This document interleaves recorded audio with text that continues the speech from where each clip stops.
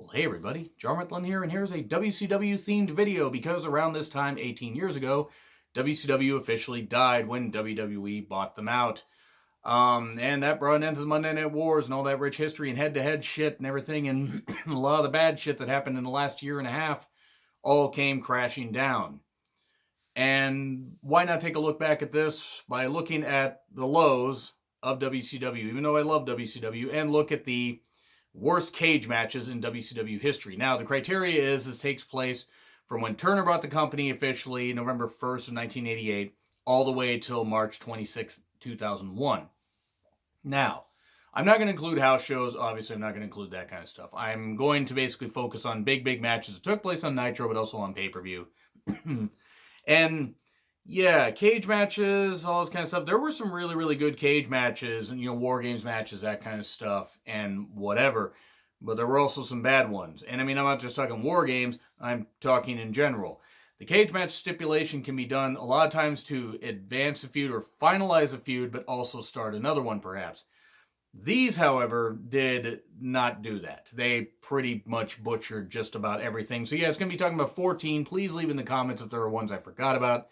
Bear in mind, please go from the Ted Turner era, just from in the Ted Turner era. If you can come up with more, maybe I'll do a part 2 to this. But here we go, number 14, Chamber of Horrors from Halloween Havoc 1991. Sweet fucking Jesus, this was bad.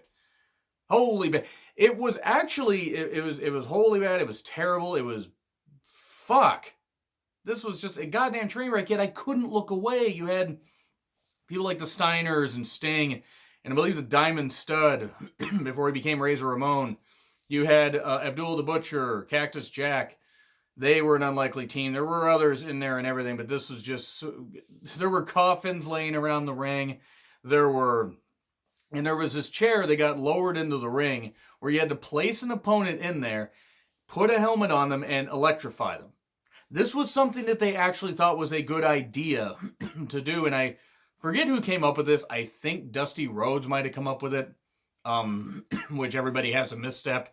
But my God, you had the camera crew. They kept shooting this one particular part because since it was like an executioner's chair, the switch, you had to flip the switch.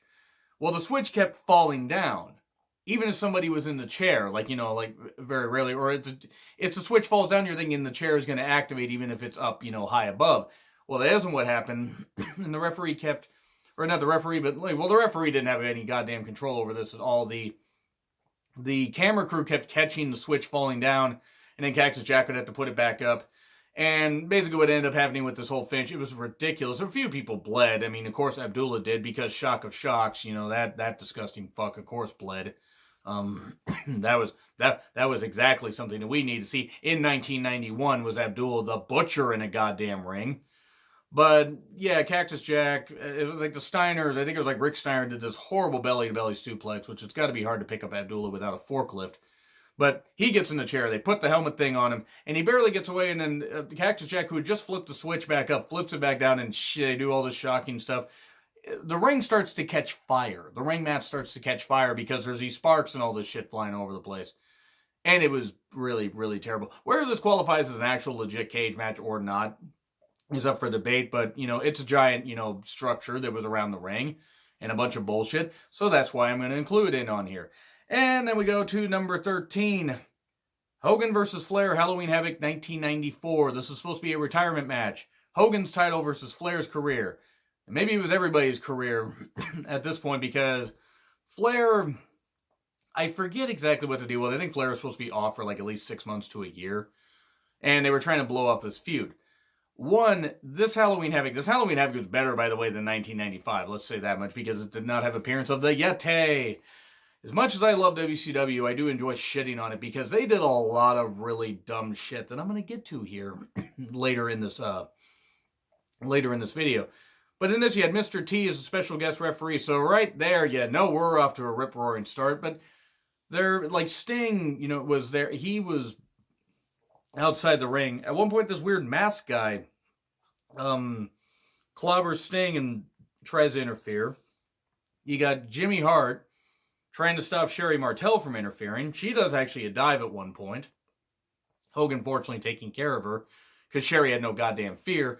But Hogan ends up pinning, Mr. T ends up getting handcuffed to the ropes, which, whatever. But I mean, with one arm, by the way, so he can still make the count. But then Hogan hits a leg drop on Flair, 1, 2, 3, and it was bad. And then they had the aftermath where this masked person was revealed to be Brutus Beefcake. Yeah. Who would go on to face Hogan at Starrcade 94 in the main event? Brutus Beefcake was in a Starrcade main event. I'm amazed I sat through WCW in 1994 at all. I don't know how Brutus is as a person. I don't know. But just as a wrestling fan, that was shit. That was complete shit. This match was not nearly the Bash at the Beach 94 thing they have. Hell, the Clash of Champions they had that match was actually better than this. And it was a train wreck. It was an expected train wreck, but it was really, really bad. And not the worst match they would be involved in the cage. Don't worry, I'll get to that one later. Number 12, Scott Steiner versus Booker T. Straight jacket cage match from Mayhem 2000. Overbooked, overly ridiculous. Scott Steiner ended Booker T's title reign here. And at least Scott Steiner being champion was kind of offering some stability after this. Actually, he didn't have great matches, but he had better matches. There was a little more stability in the world title picture because from April 2000 to October 2000, the title changed hands 15 fucking times. Vince Russo has struck again. No wonder the title meant absolutely jack and shit by that point. This match is just a straight jacket cage match. It's a cage match and you got straight jackets and weapons and this kind of stuff. And who the fuck asked for this? I guess apparently John Laurinaitis was booking at this point, which actually explains why it was complete shit, because that guy himself is complete shit. And apparently likes to degrade women, which that's not shocking given how he looks. But anyway, I digress. Scott Steiner did win and would actually be champion. He'd be champion for about 4 months, which was the longest WCW title reign they'd had in quite a bit. Then we go to number 11. People are going to be shocked this one is ranked as low as it is. But I had my reasons for it, because WCW by this point was pretty much in the goddamn shitter. You had Jeff Jarrett versus DDP versus WCW World Champion David Arquette from Slamboree 2000. It was the Ready to Rumble cage match. They had the Ready to Rumble movie, and they had a 3-tiered cage. Big cage, little cage on top, little cage on top. And the idea was, okay, whoever gets up to the top cage can get the WCW title. Okay, so you got David Arquette. David Arquette ends up turning on DDP and helping Jarrett win the title. Whatever. I'm putting David Arquette off to the side here. He was cast in a role. He didn't want to be champion. I blame WCW much more than I will ever blame David Arquette for that. And actually, now that I think about it, around this time next year, I'll probably be doing a 20-year reflection on Arquette winning the world title. Where I'm not going to knock Arquette, but I'm going to knock the decision. But this was Slamboree 2000. So, a year ago, they were in Kansas City. A year before this, roughly a year, I think just under a year actually, according to the dates, Owen Hart had tragically fallen to his death. I want you to keep that in mind, because one, it was a messy cage match. It was really goddamn bad. I probably should have ranked this one higher, but again, WCW is pretty much totally done by this point. I mean, it just was. There's just nobody. There wasn't any blood left. There wasn't any blood left in the body, unfortunately. They had pretty much been drained of everything. But the whole thing I said about Owen Hart and his tragic passing, they had a spot where they had Canyon, who was DDP's friend, had gotten up on one of the cages to help DDP and stuff like that, and had been thrown. Now, mind you, Owens obviously was a tragic accident where he had fallen to his death. They had, and trying to, I assume, mimic the Mick Foley cage dive, the Hell in a Cell dive, they had Canyon take a fall from, I believe, the first cage. I think it was the first cage, but the cage was pretty high up, and did a massive bump where he fell through part of the stage that they, or the ramp that they had there. And the announcers are selling it all like crazy and everything. Oh God, he may be dead. That may have killed him. In the same venue where Owen Hart just died. I mean, a year before. Now, I don't know whose idea it was. I don't know if anybody on the creative team, if WCW had a fucking creative team at that point, and not just a bunch of goddamn clowns or a bunch of goddamn, lobotomized chimpanzees running it, which actually might have probably been better. Would have been more entertaining. a lot less shit being thrown around as opposed to Russo's booking. This was just, it was just bad. It's like, no, somebody should have said, hey, you know, a wrestler died in this arena by falling to his death. Maybe we shouldn't do that. Wait, we're going to do, okay, I guess I shouldn't say anything in good taste. And you keep stuff in good taste, and then Canyon taking that horrible bump. And I can't imagine that he was in very good shape after that. Canyon was a hell of a worker, but my God, that was really bad. That was really goddamn bad. Again, no fault to David Arquette. He was casting a role. He did what he did. Number 10, Hogan versus Vader in a steel cage match for the WCW WCW titles, even though Hogan might have gone for the tag titles just to bury everybody, at Bash at the Beach 95. This was the infamous Bash at the Beach that took place on an actual fucking beach. So sand got everywhere, even in places you didn't want sand to be. Good luck on seeing that with a whole bunch of wrestlers out there. This was not great. I don't think Hogan really... I don't think Hogan understood what to do with Vader. I mean, granted, because he was a big guy, it's like, okay, big monster. He can bump for me, this kind of stuff. I can beat him up and all this. And that's pretty much what it was. It was really not great. And mainly because it was like Vader. I think it was Vader's last pay-per-view appearance for WCW. I don't think that he was... I think he might have been part of the Clash of Champions like the following month. And then I think that was it. And that's really sad. But Vader, I believe it is where he hurt his shoulder because he tried to do like an elbow drop attempt or something like that, and Hogan moved out of the way, and that just couldn't have felt too good. But Hogan even put on Vader's, the big old Mastodon helmet and that kind of stuff, with the shoulder pads and that, and even headbutted Vader with it or ran into him. Messy. Bash at the Beach 95 is pretty bad. I will probably also talk about Bash at the Beach 99 later in the year, sometime in July. This was not very good. But speaking of stuff that's not very good, this took place a number of years before. This took place during the Jim Herd era, so you know it's good. And no. Sting versus the Black Scorpion, Starrcade 90. Sting's world title versus the Black Scorpion's mask. I don't know who the fuck the Black Scorpion was supposed to be. Rumors were it might have been Al Perez, that kind of stuff. But... or others. They had various people playing the Black Scorpion. I don't remember who all they were. Other people that were actually in the company at the time, or other wrestling historians would probably know. But I heard it was supposed to be Al Perez, but it ended up being Ric Flair under the mask. So he had to cut his hair to get under the mask. And the Black Scorpion was one of the worst things ever. They had a whole bunch of, fake Black Scorpions. And then they had the spaceship thing, or whatever, where the Black Scorpion landed, or, and came down to the ring, and he varied up his offense, and so it didn't look like Flair, though you could fucking tell it was Flair. One, facially, but just you could tell with how he moved in the ring it was Flair. And what happened is all the interference, the Horsemen tried to interfere in a whole bunch of baby faces, this kind of stuff, and because Black Scorpion lost, he had to unmask. Well, then the Horsemen tried to stop at other Black Scorpions, wielding the Black Scorpion gear, and then he gets unmasked. Oh God, it's Ric Flair. It was a fucking mess. It was so goddamn ridiculous. Starrcade 90 recognized as one of the worst Starrcades ever. At least in my opinion. Granted, it was like almost 3 years ago, but I ranked all the Starrcade events. In fact, I might have to... I got some Starrcade themed ideas that I might actually do where I talk about them later in the year, post some in December.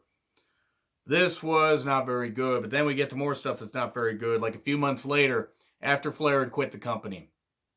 At Great American Bash 91, you had Lex Luger versus Barry Windham for the vacant WCW title in a cage match. And one, the cage was not very high. Like it really didn't... One, it didn't seem like it really needed this cage stipulation. Also, this was the same night, and it's a bit of an honorable mention, but the match took place after this, I believe, was Rick Steiner versus Paulie Dangerously and Arn Anderson, if I remember right. Mess. Goddamn it, it was like a 2-minute cage match. I don't understand why they did that. But we then we go back to Luger and Windham.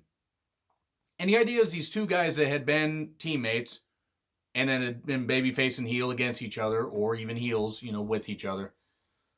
The idea was, okay, who's going to turn? Who's going to turn? Because at the time, I don't want to say it's two babyfaces, but it's two guys that really didn't have the biggest traction as heels. One, Windham had kept leaving the company and coming back. And Luger performed better as a heel, don't get me wrong. But the crowd kept chanting, we want Flair, we want Flair, we want Flair. And they had Harley Race come down, and Harley Race, like, yelled at Luger, now's the time. They had the title in the ring somehow. And he hit a pile driver, one of Harley Race's moves. One of the most famous moves as far as, like, especially Southern wrestling. And he pinned Windham for the 1-2-3, and Lex Luger from there till Super Brawl 2 in February of 92. So that was about 7 months, held the title. Not a great run, but, I mean, at least he was better as a heel. That's the one thing. He was very unlikable. It's easy to dislike Luger because he's dislikable.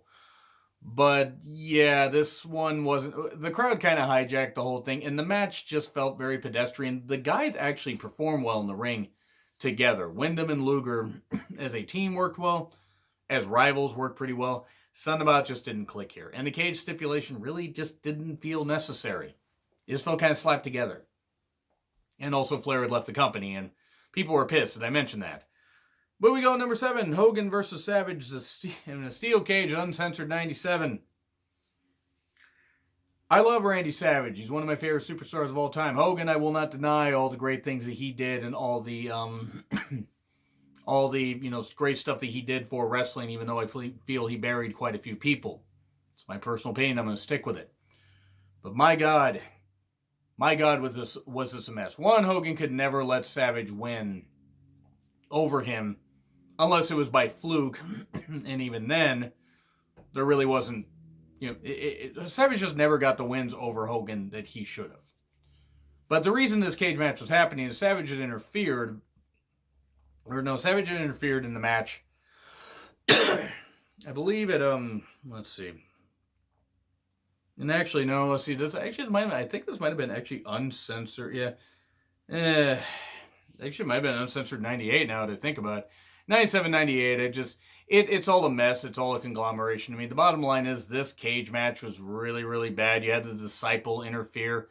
That was a great idea. That was a really great idea. And then you had Sting come out for Savage's defense, but then Savage attacked Sting, and it's kind of... The cage match ended up being a no goddamn contest. A no contest in a cage match. WWE would copy that with a Hell in a Cell match between Braun Strowman and Roman Reigns last year at Hell in a Cell. That was a great idea. It was not very good. The uncensored pay-per-view concept alone was just never very good. It just wasn't. Yeah, this was pretty shit. Yeah, like actually, now that I think about it, it was 98. I apologize for that bit of a mishap. I wrote it down wrong on my notes, but this match was really bad, and then it led, I believe, to Savage beating Sting for the title sometime after. I think it was Spring Stampede, and he lost the title to Hogan like a day later. Because of course he did, because Randy Savage was never allowed to be the champion for long without Hogan being right there with him, because Hogan's a fucking dick. Anyway, let me get back to the countdown. So we get Hogan versus Piper in a steel cage match at Halloween Havoc 97. Well, I love Piper. I mean, I got one of his shirts, but also Piper is one of my favorites of all time. I know that these guys weren't going to do a ton of flips, weren't going to be moving all that fast and everything, mileage and all that stuff. Piper had the hip surgery. Hogan, even though he had dropped quite a bit of weight, quite a bit of mass, he was still pretty big, but it was bad. It was just really fucking bad. And the reason it was fucking bad is because the match went on forever. Now, there was this one, though, where this fan got in the ring or, somehow managed to, get up because WCW security was really fucking bad at this stuff. But yeah, that fan got the shit beat out of him, as he should have. Fucking idiot. But then they had a whole bunch of Sting clones or people dressed up like Sting, and it was just a way to keep the title on Hogan. And Piper didn't really look good out of this. It was a thrown together match too, because I don't recall them pushing this all that much before they just said, "Hey, we're gonna have Hogan and Piper in a cage." What? Okay, whatever. Very messy. Didn't understand why the fuck it needed to happen. But yeah, Hogan won because of course he did. Why not? But then we get number 5. I forgot what some of these I wrote down. Flair versus Hogan barbed wire steel cage match from Uncensored 99. If I recall correctly, it was supposed to be a first blood barbed wire steel cage match. But even though Flair and or Hogan bled and the ref might have bled, and fuck, fans in the front row might have bled, it wouldn't have had any interest in this goddamn match. Flair was like, I'm president for life, this kind of stuff. This is when he was still going through that whole crazy phase. Yeah, because, that was great. Flair is crazy. This was easily one of the worst matches that I've seen either guy have. Because it's 1999. They should not have been main eventing pay-per-views. And I love Flair. Flair still had plenty left in the tank. Hogan, less so. But they're doing the same damn stuff. Hogan's supposed to be part of the NWO. Yeah, he's doing the Hulk Up stuff and all this. And why? Why is this happening? And Flair even got a victory over Hogan and was champion for a bit until I believe Spring Stampede 99 where DDP won it. And Hogan was taken out because he had a knee problem. Small tear. That was a pretty good match. This match, however, not a good match. Because doing any kind of first blood stipulation in a cage match is pretty stupid. Barbed wire steel cage, so nobody can get out, nobody can get in. So you got to have interference somehow. And you also got to have just these two guys that should have not been main eventing a pay-per-view. And I'm sorry, and I love Flair, and I, again, respect what Hogan did for the wrestling business, but it's a mess. If you watch this, if you somehow can get through this match in one sitting and say that you didn't hate yourself, you're better than I did. Or you're better than I am also, because, boy, oh boy. Really, really bad. But then we get to stuff that's also bad. Because we go back a few months to Fall Brawl 98 in the War Games. Team WCW, Piper, Warrior, and DDP versus Team NWO, Black and White, Hogan, Bret Hart, and Stevie Ray. Not Stevie Ray Vaughan, but the actual Stevie Ray from, Harlem Heat.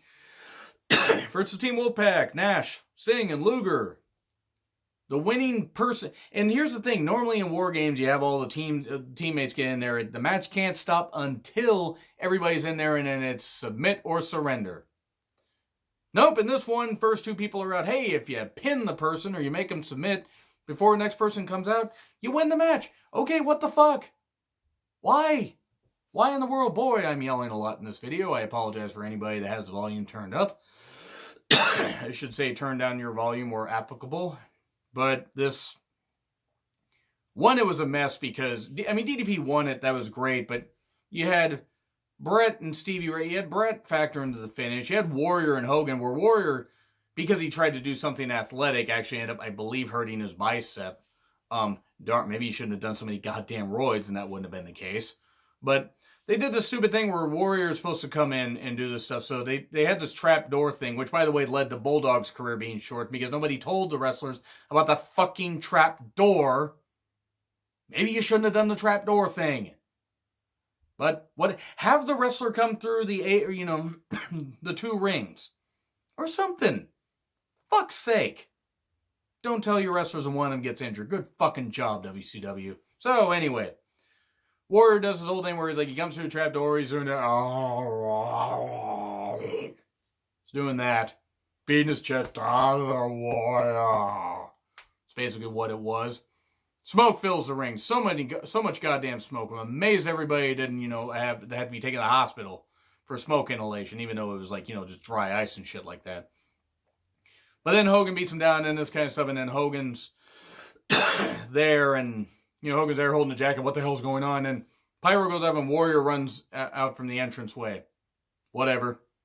And then, tears his bicep or tears his arm up, hurts himself.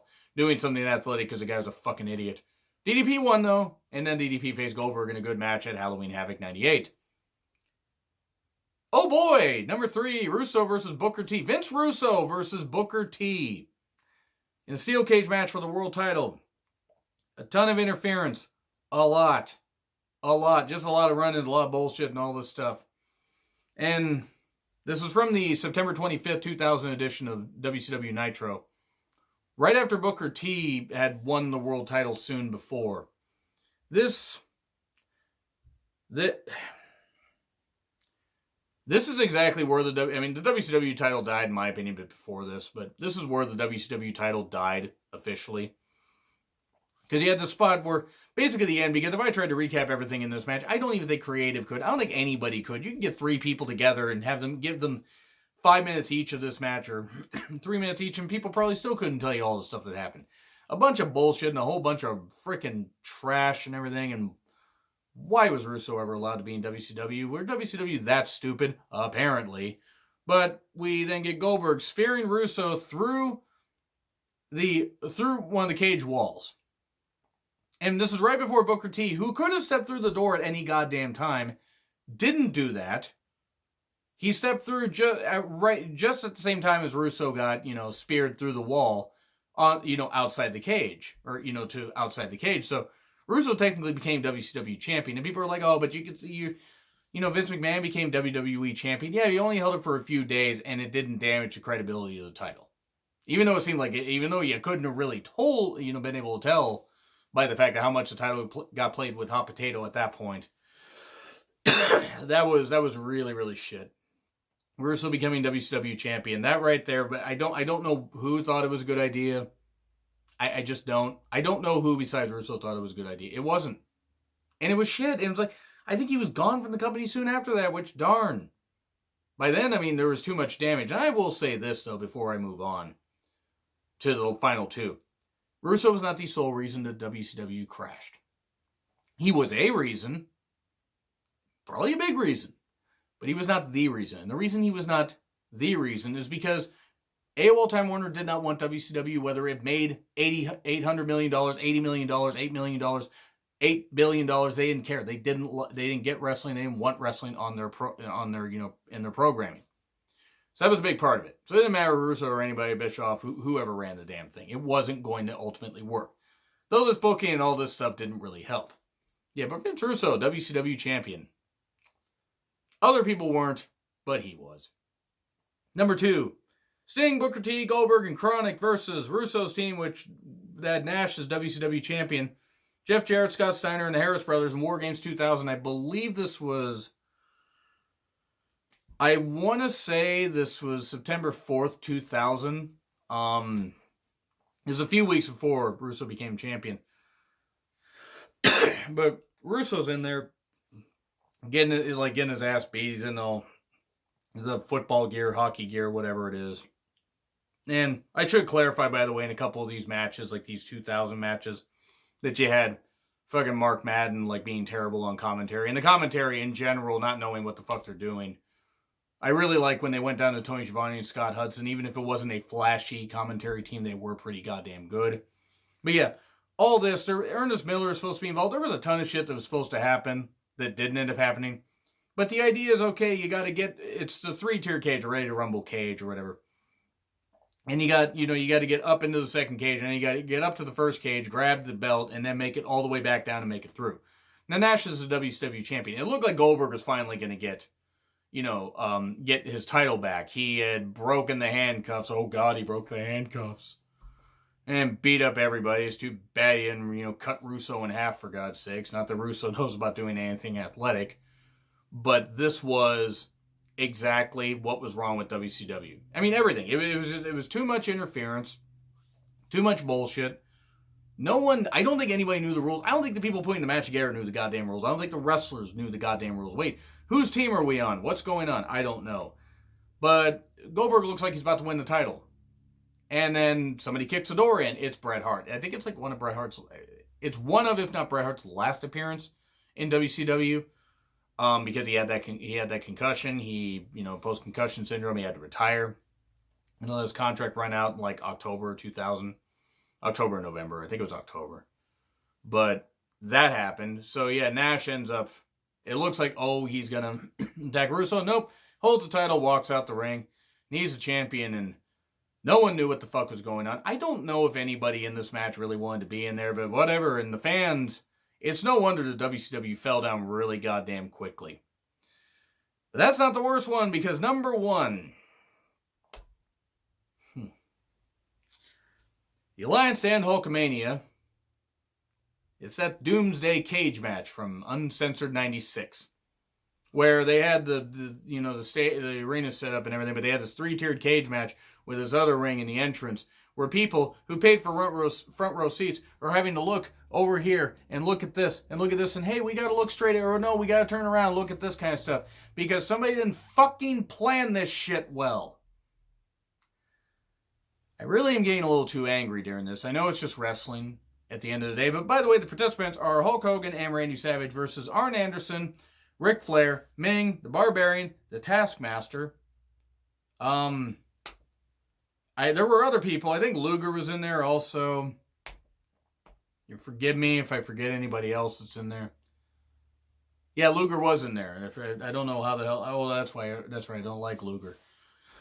But it was like a 2-on-9 match. There were so many goddamn people in there. They might as well have just brought out everybody else to just be there. It was just bad. But by the way, also they had Zeus, the former Zeus.